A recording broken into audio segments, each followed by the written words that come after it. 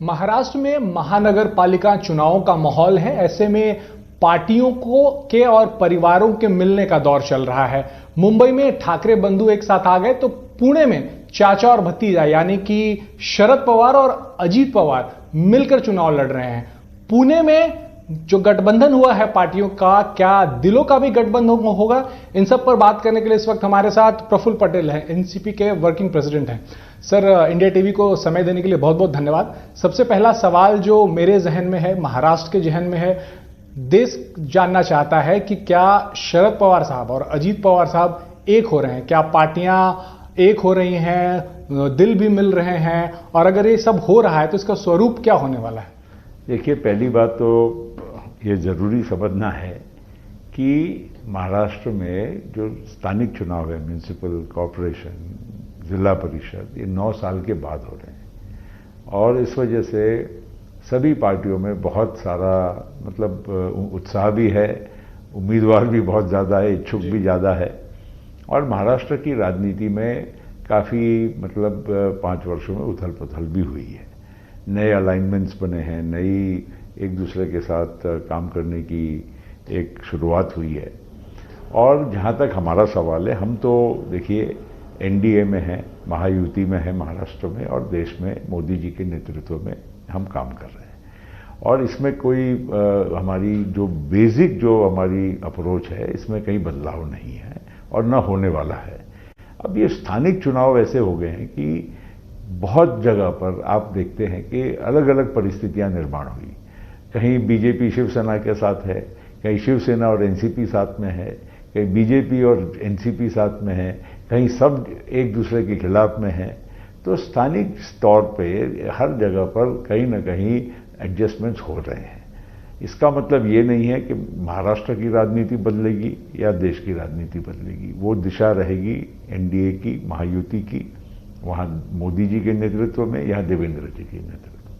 इसमें कहीं कोई भी बदलाव नहीं आएगा। इसलिए जहाँ तक आपने जो प्रश्न पूछा, अब पूना में और पिंपरी चिंचवड़ में बीजेपी और एनसीपी भी आमने सामने लड़ रही है, दूसरी पार्टियां भी आमने सामने लड़ रही हैं। तो कहीं ना कहीं ये केवल एक लोकल एडजस्टमेंट है, इसको कोई बहुत इसका लंबा गहरा अर्थ ना निकाला जाए, यही मैं बहुत स्पष्ट तौर से कहना चाहता हूँ। ये ज़रूर है कि अब परिवार है, कोई जगह पर मिल गए, कोई शादी ब्याह होगा, ये होगा, तो ये तो कहीं ना कहीं तो ये टकराव आएगा या नज़र आएगा। लेकिन जहाँ बेसिक जो बुनियादी बात कहते हैं, वो बुनियादी बात में कहीं हमारा फ़र्क नहीं है, बिल्कुल क्लियर है। हम एनडीए में हैं और पवार साहब की पार्टी पहले से ही एनडीए के खिलाफ में है, बीजेपी के खिलाफ में रही है। उन्होंने महाविकास आघाड़ी एमवीए के साथ, इंडिया अलायंस के साथ उन्होंने पिछला लोकसभा और विधानसभा चुनाव लड़ा। तो इसलिए इसमें कहीं भी इस छोटे चुनाव को बड़े राजनीति के साथ न जोड़ा जाए। सर, सवाल मेरा ये था कि अजीत पवार साहब की पार्टी एनसीपी और शरद पवार साहब की पार्टी एनसीपी एसपी, वो दोनों क्या एक होने वाले हैं? क्योंकि जिस तरीके की बातें सामने आ रहे हैं, कह रहे हैं कि 16 तारीख के बाद आपको सब कुछ नजर आ जाएगा, सब कुछ क्लियर होगा। लोग तो यहाँ पे भी कह रहे हैं कि आप लोग सुप्रिया सुले को मोदी जी के मंत्रिमंडल में मंत्री तक बनवाने वाले हैं। देखिए, ये सब अटकलें हैं और इसमें कहीं परिवर्तन होने वाला नहीं है।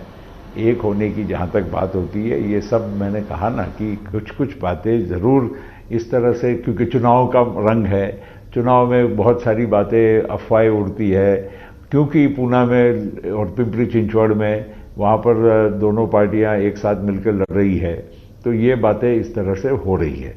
लेकिन मैं आपको अधिकृत तौर से मैं इस बात में बहुत खुलासा करना चाहूँगा कि आगे की राजनीति, दिल्ली की राजनीति या राज्य की राजनीति में कहीं परिवर्तन भी नहीं होगा। और एक आने का सवाल है, इसमें चर्चा ही नहीं है, इसमें कहीं ऐसी बात आगे बढ़ी ही नहीं है कि जिसके बारे में लोग अभी से ये सोच ले कि कल ये हो जाएगा तो कल वो हो जाएगा, ऐसा कहीं नहीं। ऐसा लोग इसलिए सोच रहे हैं पटेल साहब कि जब अलायंस की घोषणा की अजीत पवार साहब ने मंच से घोषणा की, उन्होंने जब वो भाषण दे रहे थे तब उन्होंने कहा कि इसके साथ ही परिवार भी साथ आएगा और लोग बहुत दिनों से चाह रहे थे। एक और जगह पर जब उनसे पूछा गया कि क्या आप लोग सब साथ में आने वाले हैं तो उन्होंने कहा कि आपके मुंह में घी शक्कर।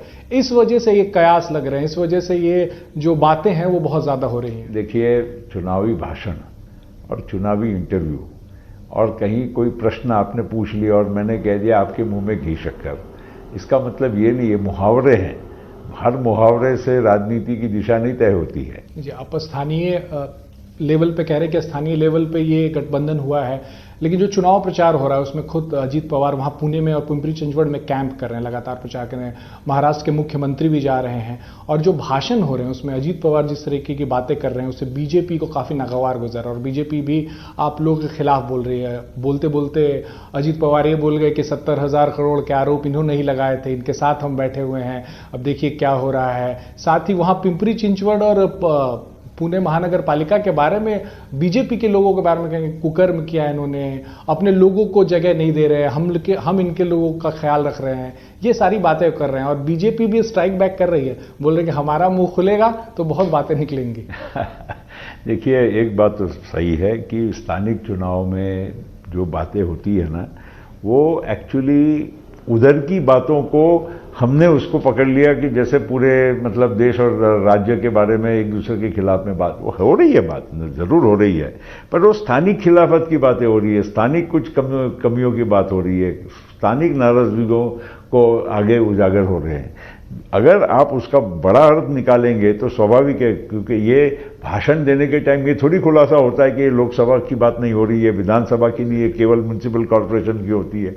जब भाषण होता है तो भाषण में, और मैं फिर भी एक बात कहूँगा कि हम लोगों ने जो भाषण हम लोग जैसे जिम्मेदार लोग करते हैं उन्होंने भी थोड़ा संयम रखना चाहिए। पुणे पिंपरी चिंचवड़ से निकलकर अगर हम मुंबई की तरफ आए तो यहाँ तो सीटों के एडजस्टमेंट को लेकर बात बिगड़ी हुई हो ऐसा नहीं दिखता, क्योंकि एकनाथ शिंदे और देवेंद्र फडणवीस बैठ के उन दोनों ने तो एडजस्टमेंट कर ली। मुंबई में जो वजह भारतीय जनता पार्टी है, एकनाथ शिंदे के लोग बता रहे हैं, जो उनके नेता बता रहे हैं, बड़े ही एक्सट्रीम लेवल पर जाके आप लोगों के खिलाफ, आपके नेता जो मुंबई जो जिनके जिम्मे आपने हम लोगोों ने मुंबई दिया उनके खिलाफ एक्सट्रीम लेवल तक जाके बातें करते हैं। और शब्द अगर मैं कहूं तो वो कहते हैं कि आतंकवादी के हाथ में दिया हुआ है, तो हम आतंकवादी के साथ गठबंधन नहीं करेंगे और मुंबई में एनसीपी से हम कोई भी गठबंधन नहीं करेंगे। देखिए, ये चुनावी सब बातें हैं।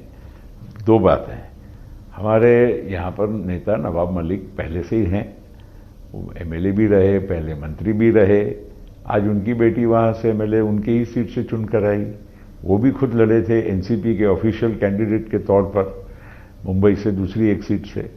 तो तब भी हम लोगों ने एक दूसरे के सामने इसी तरह की बातें बहुत सारी की, फिर भी हम साथ में लड़े, महायुति के नाम पर लड़े, एनडीए के नाम पर लड़े, और उसके बाद सरकार भी हम लोगों ने बनाई। पार्टी के नेता हैं अजीत पवार, आप हैं वर्किंग प्रेसिडेंट, कड़े शब्दों में मना तो कर सकते हैं कि आप इस तरीके की भाषा हमारे नेता के लिए, आप लोगों तो उनको नेता ही मान रहे हैं, मुंबई का जिम्मा दिया हुआ, उनकी बेटी भी एमएलए है, वो भी चुनाव लड़े थे, उनके लिए इस तरीके के जब अल्फाजों का इस्तेमाल होता है तो पार्टी का जो टॉप ब्रास है वो क्यों नहीं आगे आता है, ये जनता जानना चाह रही है। ये एनसीपी के नेता, आप लोगों के नेता भी जानना चाह रहे हैं। देखिए, मैंने अभी आपको कहा ना कि हम तो नवाब मलिक को हमने तो कभी इस नज़र से नहीं देखा जो वो दूसरे बताना चाहते हैं। हमने तो हमेशा कहा हमारे नेता है। दूसरा, मैंने आपको उदाहरण दिया, विधानसभा में इसी तरह के अल्फाज उनके बारे में इस्तेमाल किए गए, फिर भी हमने जाकर उनको टिकट दिया, उसके बाद भी हमारी सरकार मिलकर ही बनी ना। जी। तो उसमें तो कोई ये बातें नहीं है। हम हमारी जो जगह पे है, अगर हम भाषा का चयन अगर हम थोड़ा संयमी करते हैं मुंबई के मामले में, तो उसका मतलब ये नहीं है कि उसको कोई कमजोरी माना जाए। आप कह रहे हैं, लेकिन बाहर में ऐसा लगता है कि एनसीपी सरकार में, जो महाराष्ट्र में सरकार चल रही है, उसमें एनसीपी के साथ सौतेला व्यवहार होता है। मतलब जिस तरीके से एक शिवसेना को बीजेपी ट्रीट करती है, एनसीपी को वैसे ट्रीट नहीं करती है। चाहे वो धनंजय मुंडे का मामला हो या कोकाटे साहब का मामला हो, धनंजय मुंडे की कुर्सी चली गई, कोकाटे साहब का आप लोगों ने मुख्यमंत्री ने उनका विभाग बदल दिया। वहीं एकनाथ शिंदे के मंत्रियों पर जब इससे भी ज्यादा बड़े आरोप लगे, सब कुछ शांति से निकल गया, लेकिन आप लोगों के साथ जो है आप लोगों को उसकी भरपाई करनी पड़ती है, तो कहीं ना कहीं बाहर में ये मैसेज जाता है कि सौतेला व्यवहार हो रहा है आप लोगों के साथ। बिल्कुल ये बात में कोई सत्य नहीं है। धनंजय मुंडे का इस्तीफा हमने तय किया कि हमने लेना चाहिए, उसकी वजह भी थी। पब्लिक में एक देखिए, कोई भी पॉलिटिकल पार्टी है तो जनता का भी एक विचार करते हुए हम लोगों को फैसले करना पड़ता है। अगर कोई उनके ऊपर सीरियस आरोप हुआ, हालांकि आज तक धनंजय मुंडे किसी भी इंक्वायरी में दोषी है ये कहीं भी पाए नहीं गए हैं, उनका दूर दूर से संबंध नहीं है, लेकिन उस वक्त क्योंकि माहौल इतना, तापमान इतना बढ़ाया गया था, उस वजह से हम लोगों ने खुद तय किया, हमने बुलाया धनंजय मुंडे को और कहा कि थोड़े दिन के लिए आप बाजू में हो जाओगे तो बेहतर है, क्योंकि ये इस तरह से रोज प्रहार हो रहा है, आपके लिए भी अच्छा नहीं है, पार्टी के लिए भी अच्छा नहीं है। अगर शिंदे साहब अगर कोई नहीं करना चाहते हैं कोई चीज़ को, या कोई चीज़ को अगर वो चला लेना चाहते हैं, पार्टी के बारे में या पब्लिक के बारे में उनका ध्यान अलग सोच से होगा, तो उसमें हमारा विषय नहीं है, वो उनका विषय है। बाकी शिंदे साहब के साथ सौतेला और हमारे साथ सौतेला और शिंदे साहब के साथ कोई अति विशिष्ट व्यवहार हो रहा है, ऐसा मैं तो नहीं समझता। वो कहते हैं कि शिंदे साहब बार बार दिल्ली चले जाते हैं और वहां जाके अपने मंत्रियों की कुर्सी बचा लेते हैं, अजीत दादा जाते नहीं है, तो हम क्यों जाएं? ऐसा नहीं लगा क्यों जाएं? क्योंकि हमें कोई दबाव थोड़ी हमारे ऊपर है कि इनकी कुर्सी हटाओ या रखो, वो तो हमारा खुद का फैसला है। हम क्यों अच्छा, दिल्ली जाना, बार बार जाना कोई बुनियादी काम हो, बिल्कुल हो, अलायंस की बात हो, जरूर हम करते हैं, लोकसभा का हो, विधानसभा का हो। आपने भी देखा कि हमने विधानसभा में भी सम्मानजनक हमको स्थान मिला, उसके पश्चात जब मंत्रिमंडल बना तो हमको भी सम्मानजनक 10 मंत्री के पद मिले। तो ये सब बातें जहां हमको जो आवश्यक लगता है वही बात हम दिल्ली से करेंगे। रोज रोज वहां दिल्ली में जाकर कोई रोने गाने के लिए हमको जाना कोई आवश्यक नहीं है। शिंदे साहब तो जाते हैं। नहीं, शिंदे साहब वहां जाते क्यों हैं और वहां उनकी क्या चर्चा होती है ये मुझे तो नहीं मालूम, बंद कमरे के आड़ क्या होती है, तो उसके बारे में मैंने इसीलिए कमेंट करना ये योग्य नहीं है। शिंदे साहब हिंदुत्व की राह पे हैं, बीजेपी की राह पे हैं, जो बीजेपी जैसी राजनीति करती है शिंदे साहब वैसी तरीके की राजनीति करते हैं। ऐसा लगता है कि दोनों ने एक टीम बना ली है और आप लोगों को धीरे धीरे इस सरकार से फेज आउट करना है अगले चुनाव तक। ऐसा तो कुछ नहीं है ना? अभी ऐसा है, आप अटकलें लगाइए, भविष्यवाणी करते रहिए। 2029 में जब मोदी जी के नेतृत्व में और देवेंद्र जी के नेतृत्व में महाराष्ट्र में जब हम फिर से चुनाव में पार्टनर बन के जब लड़ेंगे ना, तो ये सब बातें अपने आप स्पष्ट हो जाएगी, दूध का दूध पानी का पानी। मगर मेरा ये भी कहना है कि अभी तो 3 साल की बात कर रहे हैं ना आप, मैं तो आज से आपको मैं विश्वास दिलाता हूँ कि हमारे और मोदी जी के या एनडीए के जो हमारा गठबंधन है ये बहुत स्ट्रांग रहेगा और इससे भी और अधिक मजबूत आपको नजर आएगा आने वाले दिनों में। महाराष्ट्र की राजनीति में एक बड़ी हलचल हुई जब दोनों ठाकरे बंधु एक साथ आए। बहुत दिनों से कयास लग रहा था कि दोनों साथ में आने वाले हैं, अब दोनों साथ में आ गए हैं।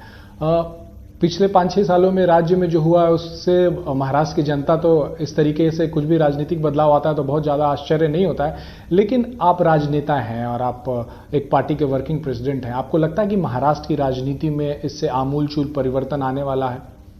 देखिए, ठाकरे जी ने, उद्धव ठाकरे की बात कर रहा हूँ, जिस दिन उन्होंने कांग्रेस का और एनसीपी का जब उन्होंने साथ लिया उसी दिन से उनकी राजनीति का एक परिवर्तन और एक मोड़ी हो, उसका एक कहा जाएगा यू टर्न की बात हो गई। और उन्होंने अपनी जो बुनियादी जो बात थी वो उन्होंने त्याग दी।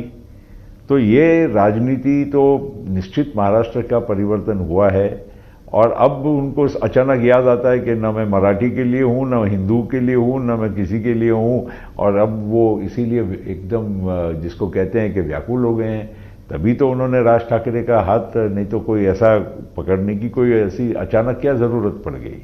और राज ठाकरे जी का भी पिछले आप 10, 20, 25 साल का ट्रैक रिकॉर्ड देख लीजिए ना, जब से उन्होंने शिवसेना छोड़ी तब से वो निरंतर उनकी भी तो गिरावट ही होते गई है। केवल भाषण में 5-25 हज़ार आदमी आपका भाषण सुनने के लिए आते हैं, इसलिए आप बहुत खुश हो जाएं कि आप बहुत बड़े नेता हैं, मगर जब वोट आता है तो वोट में कोई परिवर्तित तो होता नहीं है।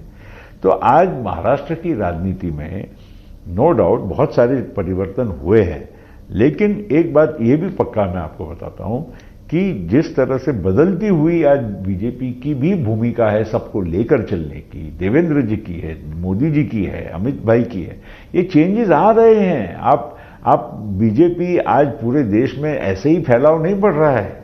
बीजेपी आज बंगाल में भी चैलेंज करने की सिचुएशन में आ गई है। आज तमिलनाडु में भी एक सशक्त पार्टी बन के सामने आने की कोशिश कर रही है, केरल में आ रही है।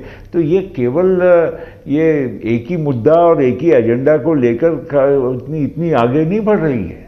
ये कहीं आपको ये सोचना भी पड़ेगा कि बहुत बड़ा सोशल इंक्लूजन बीजेपी की तरफ से हो रहा है, तभी वो बीजेपी आज पूरे देश में इतनी तेजी से बढ़ रही है। चलिए, बहुत बहुत शुक्रिया, आपने सारे सवालों का जवाब दिया।